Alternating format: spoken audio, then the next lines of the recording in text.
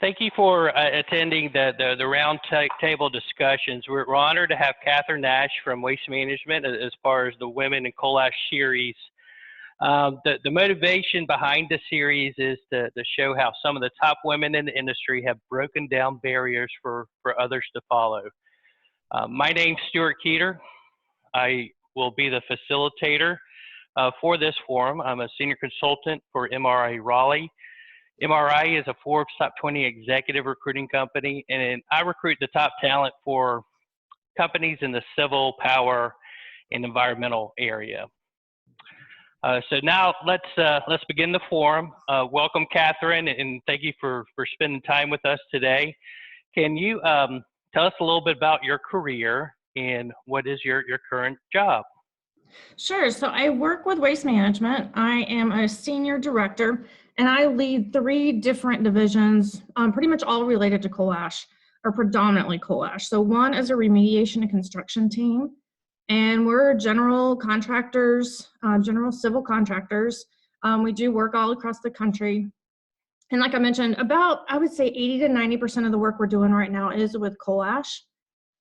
We also have a marketing company, Fly Ash Direct, based out of Cincinnati, Ohio.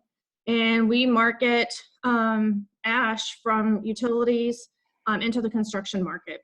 And then we also have a transportation division, and that division supports off-site removal of materials that support the other 2 divisions. So that's what I'm doing right now. I've been with Waste Management almost 5 years. And before that, I was with TVA for almost 13 years, all in coal ash work and fuel supply work. So I started there in fuel supply, worked in the marketing side for CCR, and then spent 5 years doing the Kingston cleanup. And then after that, was back in Chattanooga running the civil projects group. That's just a quick summary. Great, very good. Didn't your father work at TVA, and how important was this, and how did it impact your career? He did, yeah. He spent his career at TVA. He was a civil engineer, and it's funny when I was growing up, I also have 2 sisters, and he was very big on promoting engineering and women in engineering. And all 3 of us were like, no, I don't think so. We don't want to do that. We don't want to do what you do. And so he was a big supporter, for all of us, especially on the math and science side. And so, it's funny coming back full circle. He retired from TVA, came back as a contractor to work. So we got to work together the last 2 years I was at TVA. So that was, really an awesome experience, and how many people get to do that in their careers. What roles did you have with that historic Kingston cleanup from 2008? Yeah, so I started there as a senior advisor, and then shortly after that moved into an operations role. So I was senior manager running the operations. Did that for a couple years. Had some great experiences working. They hired Steve McCracken to come in, so I got to work side by side with him, and he taught me a lot of really how to run these large projects. So between him and Bob Deasy as well, got a lot of early exposure in my career with both of them. So I did that for a couple years, and then when Steve left, I took over the general manager role for the cleanup, and the last couple years I was there, that was the role I was in. Can you really describe the magnitude of this historic event? And over 5.4 million cubic yards spilled into the water that covered almost 300 acres. And we're coming up on the anniversary of that in December 22nd, 2008. What were some of the highlights for you since you were there from the very beginning? Yeah, so I think the magnitude, obviously this event changed the industry. It changed the way utilities handle coal ash. And then several years later the Dan River incident happened. So I think that was, when everyone looks back, that was really the turning point that changed a lot of things in the industry.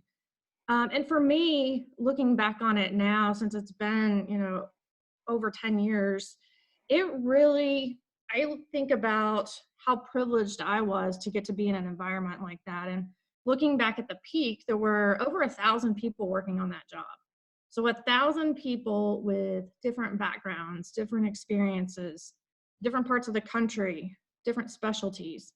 And how often do you get to experience something like that? So, it was early in my career, and those were the people I was working alongside. So I think to me, looking back, everybody had a common goal from, the early days with emergency response, to clearing roads, and, that those very early initial actions. Everybody was working together, and not everybody agreed on everything, but it was such a community of just, how do I explain it? It's such a community of working together, coming up with a solution, having, the state of Tennessee was there, EPA was there, Coast Guard. And I think just those first few years, the work that was done so quickly, I'm sure others maybe looked at it, especially some of the neighbors, and probably looked at it and thought, wow, this is moving really slowly. But in the overall construction, sequence, it was really that project moved. And so that was really how I learned, the industry, how to run large projects, how to coordinate, how to work with, regulatory agencies. And so I think, the big piece of that job, when I look back, and I can remember certain days where, it would be years and you finally finished one particular part of that project, and just how excited people were to say, okay, that one's done, let's move on and keep going. So like when dredging finished, and when all of the rail shipments got done, so over 4 million tons were railed. And that was the first time that volume of ash was railed. And so like really from start to finish, what type of rail cars, what lining system, how many locomotives do you need to push that train, out of the site? All of those things, a team of people work together to complete. So I think looking back on it, it was a really pivotal part of my career. Wow, yeah, that's truly amazing. What job would you want to do in the future? It's funny. I think if you had asked me that a couple of years ago, I would have said, I want to be COO of waste management. And the current COO, John Morris, mentioned earlier, he had a goal to be COO by the time he was 50. And he came in kind of right a few months shy of that. And so I was like, he's such an inspiring person. And I thought, oh, that's a job I would love to do. And I think that's changed in the last couple of years. I'm really interested in clean water. And I think that stems from a lot of the coal ash work that I've been doing. And really, there's two things that really set it off. One was Waste Management has a sustainability forum every year. This year it's in series, and so if anyone's interested, you can click on a link and access the short kind of components to it that are leading up to the one, in February. And a couple years ago, one of the speakers was talking about microplastics and the issue with plastics in developing countries because they don't have landfill space. So all that waste is going into the waters. And so that really kind of piqued my interest in it. And then last year, I watched, a docuseries, about Bill Gates. I think it was called Inside Bill's Brain. And so it focused on his career at Microsoft, but also the foundation work that he and Melinda are doing.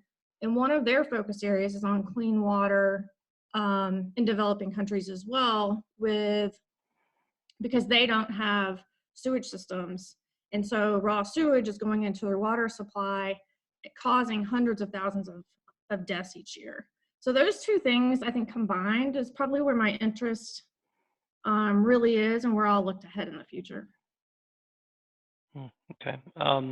Why did you choose CCR, or did it choose you? I would say it probably chose me. It wasn't something that I thought I would want to do when I was in college. I barely even knew what coal ash was. But then with TVA, I started on the coal side first, and so that really kind of got my interest there. And then a position opened up in the marketing side, and from there it was kind of, it just the opportunities kept coming. And, I was fortunately in a position to take the opportunities and to travel and to move locations. Um, and so that's why I think it really chose me. Who inspires you, Kathryn? That's a great question. I don't know that I've got just like, hey, one person inspires me.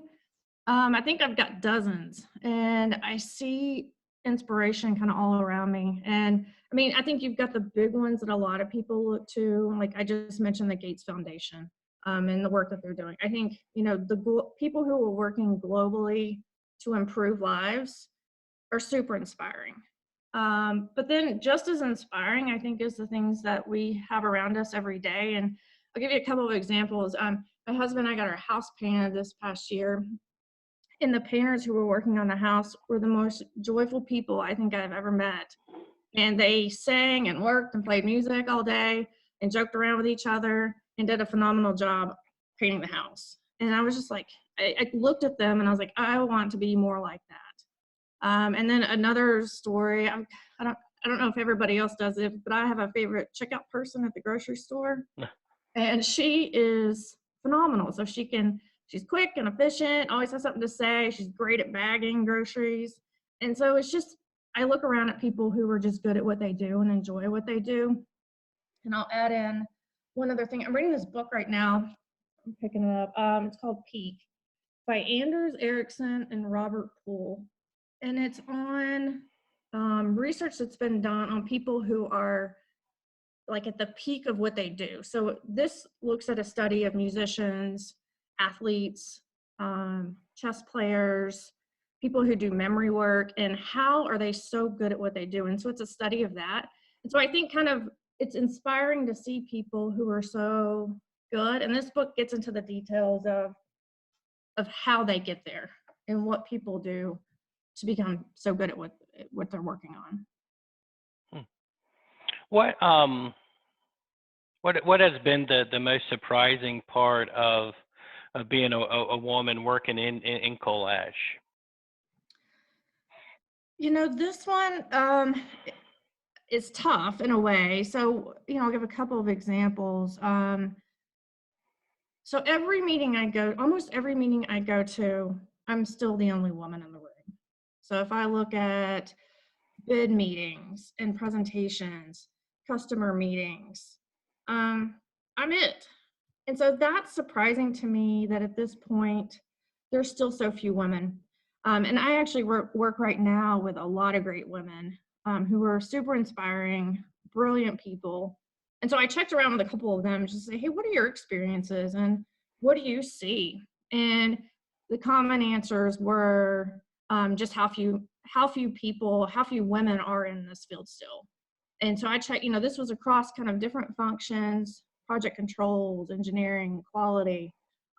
We've got women working in power plants on the marketing side, and then the women in construction sites. And it's still just, there's a disproportionate number of women in the field still. So I think that's still the most surprising. One other person said, even today, it's still surprising, like when people ask her, hey, what do you do? And she tells them, they're shocked. And so I think, that's probably the most surprising thing. I will say one thing that's changing, and I think this is really exciting. So American Coal Ash Association has a women's leadership forum, and we get together at different events. Of course, this year we haven't really gotten together in person, but I think if you look back at those numbers, when that group first got started, it was probably 10 people in the room. And this past year, well, probably 2019, the room's full. So I think it's evidence of things are changing and more women are getting into this field. So to me, that's exciting. No, that is great. What would you say is your favorite part of your career? I think there's a lot that's I would say are on the favorite side. I think when you finish a major project, the feeling of getting that done and standing there with a team, that's really cool. I love doing that, seeing everybody's faces that knows, hey, especially the on-site crews who are the ones doing the work, working, 12, 14-hour days, sometimes 6 days a week. They've really put in so much work, and to see it finished, I think that is probably one of my favorite parts about the job. Going out and winning new work and working with different companies, that's exciting. But I think probably at this point, what I really enjoy is seeing others around me succeed and seeing people get promoted and getting into different types of work and doing different things and moving up into different management roles. That to me, I think at this point is probably on the top of the list. What is the I guess your most memorable moment working in coal ash? I would say it still has to be Kingston.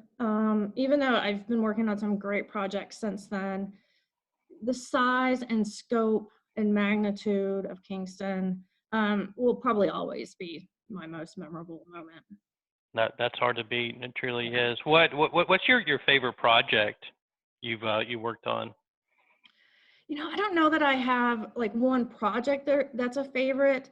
Um, I think there's something about each of them that I really enjoy.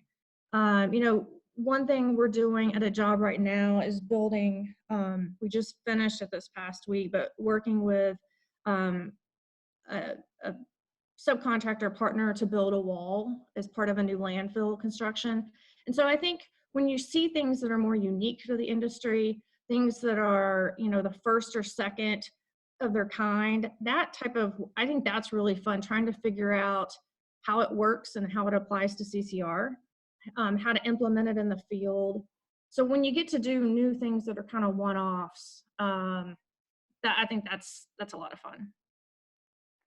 What's is the biggest challenge of being a woman working in coal ash?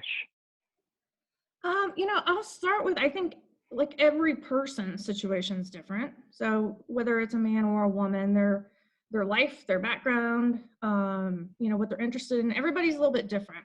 So my situation, my husband and I don't have children, and he has been super supportive of my career. So a lot of our moves, and when I left TVA and my travel, he's kind of put my career probably even more so ahead of his.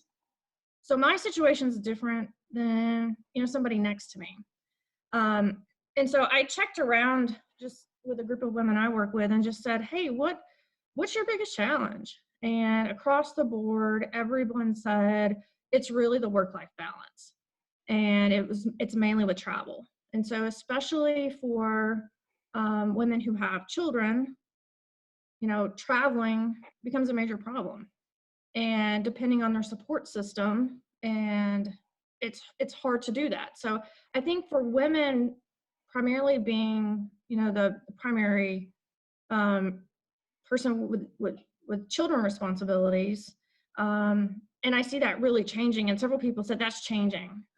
Their spouses or partners have taken on a much larger role. It's different from when they grew up, so things are changing. But, if you do have children or you've got other commitments, family commitments, that impacts careers, and that impacts the work that you're going to be able to do with any type of construction.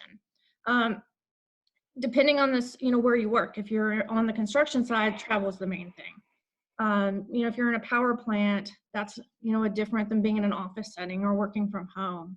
But that was one of the main points that several people brought up, is that, that's been the issue. And then the other one, several people said, really kind of gaining respect from the workforce. They all did say it was very, from 10, 15 years ago to where it is today, things are much better. But it's still, when you're only one or two women in a room full of men or on a construction site full of men, gaining respect has been a challenge. They all did say it's better, and once they've got the respect, you can't even tell the difference. You kind of don't notice anymore, but that's still out there. Yeah, on that point though, what have you seen that as far as the biggest change in the field since you started? So I'll do this one in two parts. So one, I would say in the field, Um, I think it's all backed from the way CCR is handled. So if you look back 15 years ago, 20 years ago, all the way back, utilities, the common method was to sluice ash from the power plants into a holding pond. It would sit there, let it fill up, dredge it out, and just keep going.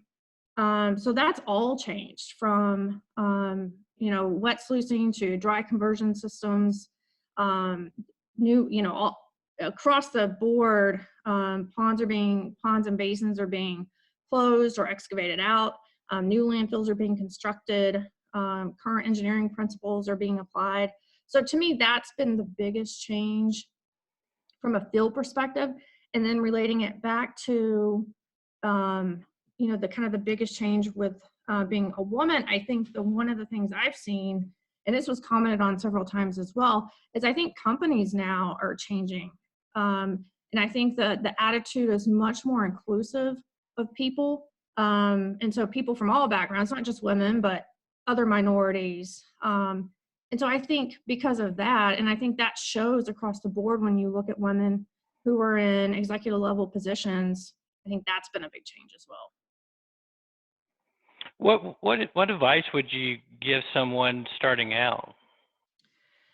I would say, so one of my favorite quotes is from Larry Page, so co-founder of Google, and he was giving a commencement speech, I think it was in 2012, and he said, always work hard on something uncomfortably exciting. And I love that. So let me break that down a little bit. Always, and to me that means not 10 years from now, not when you get done with something, not like, well, when this happens, I'll do that, but always. And then the uncomfortably part, I love this because it says, to me, it's just right outside your comfort zone. Don't always be so comfortable, because when you're so comfortable, you're not changing. And I think on the flip side, not anxiety and panic attack levels, but just enough to kind of keep you growing. And then the last part of that, exciting. So working on something that interests you. And so I think, somebody that's just starting out, that to me is just, I love that. And it's just stuck with me for years. Always work hard on something uncomfortably exciting. What has been the most challenging for you? I'll go back to kind of my early days. When I first started out in coal ash, I didn't know anything about coal ash. And I was too embarrassed at the time to let anybody know that. So it's funny now because I've done this kind of throughout my career, is if I'm in meetings or I'm out in the field and there's something I don't know, I'll either kind of make a mental note about it or I'll write it down. And in the early days, I would actually go home at night and study and and research all of this stuff because it was so new to me. Fortunately, there was plenty of information, and it's really grown since then. So almost today, you can look up almost anything and find a lot of information on it. But I think when I was first starting out, it wasn't as much, and I really had to look to find it. But I think, now that I still kind of do that when I come across something I don't know, look it up and research and find it. But I think that's kind of carried on to, even today, when you find something that's challenging, today now I more incorporate others around me.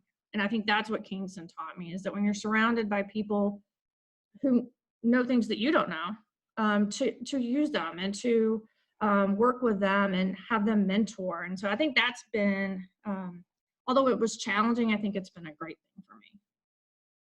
Where do you see the industry right now and really the near future? So I would say that I think we're going to continue to see a trend in the reduction of coal generation. So if you look in 2019, coal generation as part of the United States kind of portfolio mix of energy was down to 23%. And then if you look at the units that were actually running, capacity factors have dropped as well. So if you look at 2009, capacity factors of those units, meaning how much they actually ran of available time, was in the mid 60%. And today it's down to 40%. So if you kind of look at what that's telling us, you've got less generation from coal, and the units that are around are not running as much. And also, I will say gas prices could have an impact on that and how much those units run. So if gas prices shoot up, those units would run more. But with that said, I think on the construction side, obviously, probably for the next 15 years, there's going to be a lot of work for all of the utilities to comply with the CCR rule. So I see the construction kind of keep going where it's going to get all that done. I think with the president-elect coming in, I don't see anything reversing back to the way it was. I don't see that. And then I think on the beneficial reuse side, demand has stayed relatively flat. So 20 to 30 million tons of fly ash is beneficially reused per year. And that's been, if you look at the history of that, it's stayed that way. So even though supply of fly ash and production of fly ash is dropping, demand stayed the same. So I think for the foreseeable future, I don't see a big change there. I think at some point we're going to hit some, it could happen where we hit that kind of dividing point of production is lower than demand. And so that could be an interesting change. And I think that's where we're starting to see it now with some of the regulations in North Carolina and in Virginia with beneficial reuse of ponded ash. And that could come into play at some point in the future on a more prevalent basis than it is now. Very good.